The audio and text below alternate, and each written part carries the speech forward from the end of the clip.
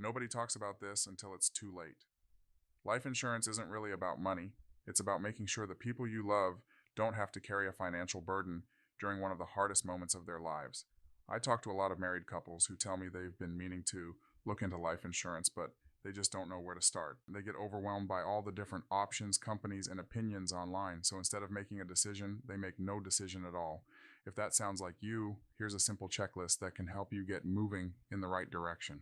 First, ask yourself this: if something happened to me tomorrow, would my family have enough money to cover the mortgage, bills, groceries, and everyday expenses? Second, think about how long your family would need financial support. Would a few months be enough, or would they need several years to adjust? Third, consider any debts you wouldn't want your spouse to worry about. Credit cards, car loans, personal loans, or even final expenses can quickly become overwhelming. Fourth, think about your children. Would you want money set aside for childcare, education, or simply to help maintain the lifestyle you've worked so hard to build? Finally, don't wait until you think the timing is perfect.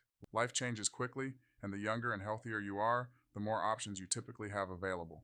The goal isn't to buy the biggest policy, the goal is to build a plan that fits your family's needs and your budget so you can have confidence knowing you've taken care of the people who matter most. If you're not sure where to begin, that's okay. That's exactly why I'm here.